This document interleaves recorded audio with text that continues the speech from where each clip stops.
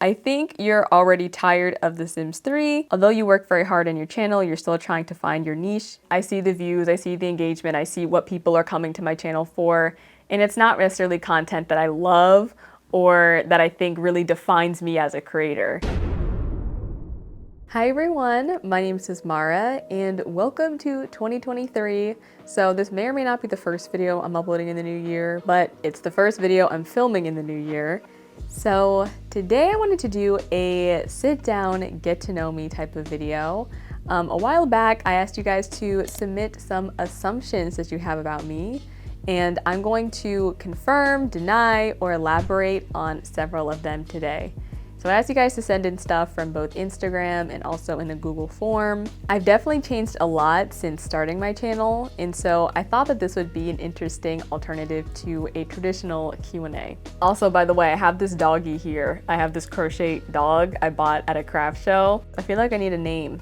I need a name for the puppies. So let me know in the comments. So the first assumption, I'm actually gonna combine two different submissions, but this one reads, I've always assumed you were a university/academic person based on your eloquent videos and research, but you've never mentioned it. Just curious how you got so good at essay writing. Some of your videos should be in a library. Which, first of all, thank you. I appreciate that. And then I'm also going to combine my response with this submission from Instagram, which reads, I assume that you're an avid reader, and not just because you wear glasses. So for starters, I definitely appreciate that y'all think I'm real academic and smart in my videos. I am actually no longer a university student. I actually started this channel during my year off from college, so I did go 1 year in-person college experience, living on the college campus, all that. And then 2020 happened and I decided to take a year off. And then I went back to school. I went to a community college for a year as I sort of try to figure out the next step of life. But yeah, I actually am not a university student, but I really love researching and just learning more about different topics. I especially really like learning about things that are kind of like hidden knowledge or like unknown facts. I'm also really into like that side of TikTok, like education TikTok. I don't know, I just like learning like information, especially about the topics and social issues and things that I'm really interested in. I've always been really good at writing. That is something. English is a topic in school I've always excelled at.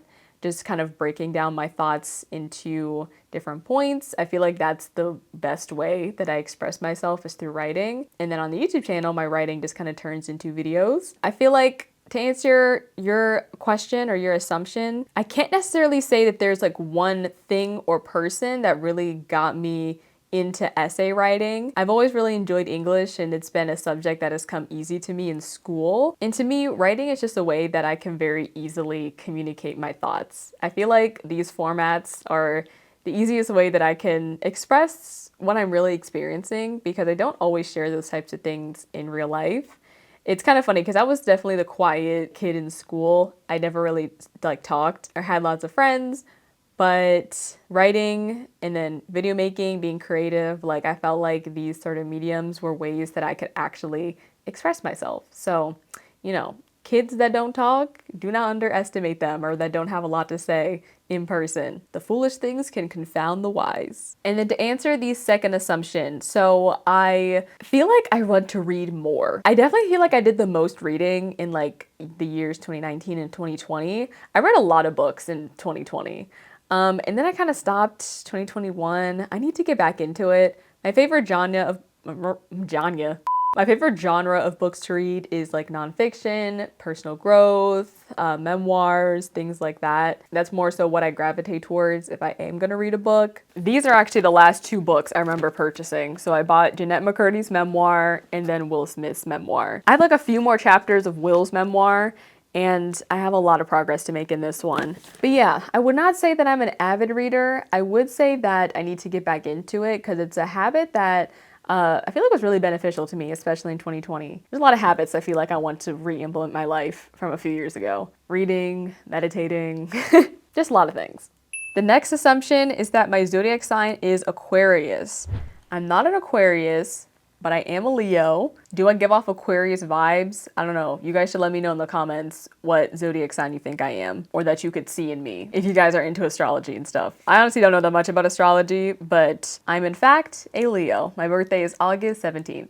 Next assumption, you tend to not get too bogged down in the editing process of either writing a script or editing a video. I will say this is false. I feel like over the past year or so, I've had a complicated, I feel like, relationship with my YouTube channel. For me, I always have a lot of ideas of topics I think would make really interesting video essays or commentary videos or games I want to play. I always have a lot of ideas. For me, my issue with YouTube has never been a shortage of ideas. It's really in the execution of that.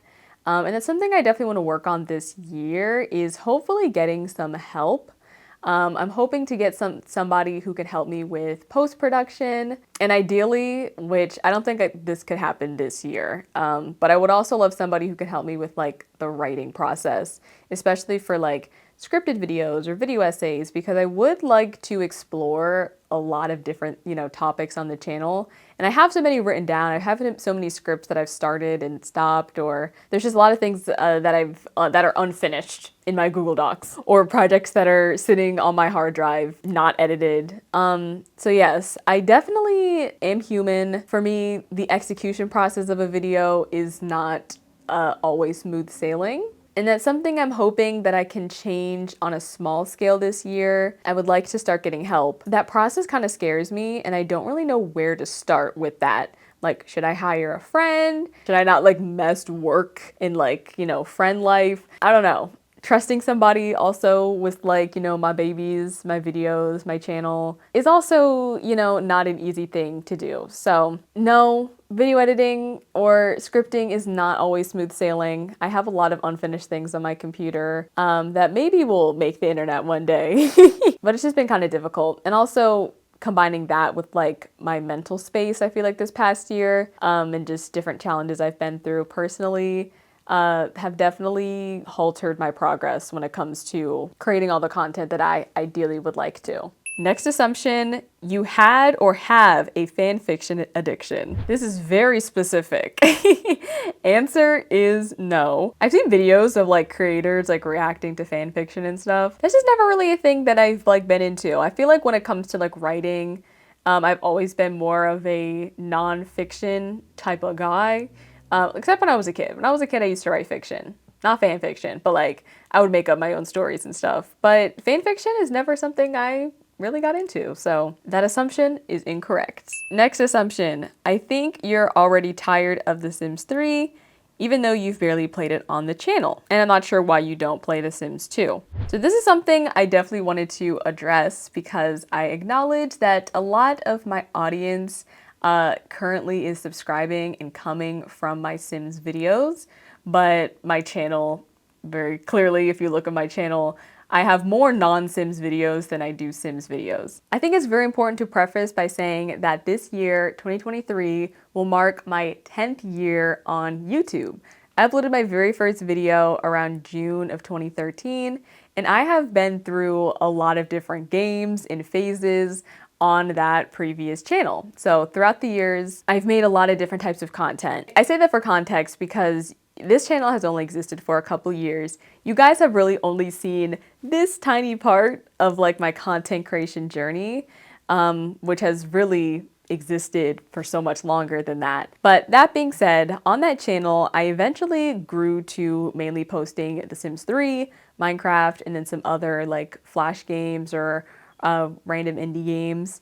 But my Sims content, my Sims 3 content was always the highest performing and what was actually growing my channel. It's what got me to 1,000 subscribers, things like that. But I really don't like people putting me or my content in a box. Even back then, I've never just had a channel that I just uploaded one thing onto, because I feel like we're all complex and nuanced beings. And even though, niching your content is what the algorithm likes and what's actually going to grow your channel, I've just never really liked the idea of being put in a box. And I was recently rewatching my interview I did with Kia, and in the thumbnail I put "create without limits," because Something that she expressed in that interview is how she grew from her Sims 4 content, but then eventually one day decided that she didn't want to play The Sims 4 really on her channel. I'll link it below, but she's basically talking about her struggles with not wanting to be confined to such a strict box where you can only upload one type of game, and if you don't upload that type of game, your audience is peaced out. And that's really something that I didn't want with this channel. On my previous channel, I had that experience of mainly uploading Sims content, Sims 3 content. I did all the things, speed build, CC shopping, create a Sims, but that's just not the type of content that me now at this age I'm interested in. If I do something Sims related, I do want it to be more creative, like my cooking video I did of The Sims or dressing like Sims for a week. If I'm gonna do Sims content, I want it to be more representative of me now and not of me then. And the reason I kind of stopped playing Sims on the channel is because I knew that I did not want to be known as a Sims channel. So when, you know, the Sims 4 documentary took off, which was something I was not expecting, I very quickly knew I had to diversify my content if I wanted to grow the audience that I personally want, which is why I stopped uploading Sims. And I play Sims every now and again. You can check it out in my Sims playlist. But to answer your question or your assumption, I do not want to be known just for one thing. I think labels like you are a Sims YouTuber, you are a Minecraft YouTuber, or you do this, I really feel like that just limits people, and it limits our perceptions of who creators are allowed to be, but also who we are allowed to be as people. I'm so much more than just that video that did very well. I'm so much more than my Sims 4 documentary. Sims content will always be around, and I feel like my peak of sort of watching Sims content and enjoying Sims content was definitely in like that 2013, 2014 era, which other people who are my age, y'all probably remember, you know, the Life Simmers. I used to watch like Sim Sweetie, Starlight Sims. I had my era where I was really into The Sims, and that's pretty much all I watched, or one of the main games I watched. But I'm a grown and I'm evolved person now, and I'm interested in other games. I don't even really watch Sims content on like my own time. I watch a lot of other variety gamers. And not that you always have to make the type of content that you watch, but I'm just an evolved person, and I don't want to be known for one thing. I don't want to be confined in a box. And I'd really encourage you guys to really look outside of your labels and what either people look at you as or how you define other people, and understand that we're all nuanced, we're complex, we're evolving, and it's okay to grow and change through that. I'm gonna upload Sims when I feel like I want to upload Sims, and that may be months, that may be a year. And even though my Sims content will always perform well, and if I just made Sims content, my channel would be, you know, booming at this point, it's not what is gonna make me feel right, you know, uploading what I feel like people want me to and not necessarily what's most genuine to me. That comes with its challenges, trying to redefine your audience and, you know, reach the people who really rock with you. It definitely is gonna prohibit my growth, and it has prohibited my channel growth. I don't want to be confined to labels, and I feel like this channel was really intended to explore the evolving version of myself. And for me, the evolving version of myself has sort of drifted away from The Sims over the past several years, and that's okay. There are plenty of other Sims creators you can watch if you just want to see The Sims. So keep that in mind. You guys have only really seen this little part of my content creation journey, which has been 10 years. I've had my era where I made all the typical Sims videos, and I just kind of lost purpose and passion for it. So when I started this channel, I had a completely different goal and vision in mind. And even though The Sims was part of that early journey and that early vision, that's not all I want to be known for. And I want to grow and evolve my channel as I grow and evolve as a person. And I encourage you guys to do the same. The next assumption, you seem like a very organized, focused, hardworking person. Although you work very hard on your channel, you're still trying to find your niche content, which is fine. By the way, I love your videos and happy holidays. Thank you so much. I appreciate happy holidays too as well. And this assumption is definitely correct. So as you can kind of probably tell from my previous, response and answer, I definitely am trying to rebrand what I'm known by or how I'm known on the internet. It's something I'm still working towards, and I'm hoping 2023 will be a year that I can reestablish myself as a content creator and feel really good about my content again. I'm not gonna lie, when it's frustrating where it feels like the videos that I feel like have a wealth of knowledge or a wealth of information. The videos that I feel like can be beneficial and helpful to so many people don't get out to the audiences just because I'm still trying to find the audience that vibes with what I want to create. I like creating the video essays, the educational content when I'm in the right mental space. I want to start doing more like interviews and other sit-down videos that have that real-world impact. But it's just frustrating knowing that you have to actually find that audience that is going to vibe with that. You know, I can spend weeks on a video, months on a video, on a script, trying to find, you know, a guest or, you know, get my sources together and everything, and it do like 400 views, but then a Sims video that I spent an hour or two working on gets 1,000 views without me really trying or loving that video. So it is frustrating. Like, I'm gonna be honest, feeling like your hard work is not valued. As I'm trying to rediscover and redefine my audience, it's definitely hard, you know, when your current audience is not really who you want to create for right now.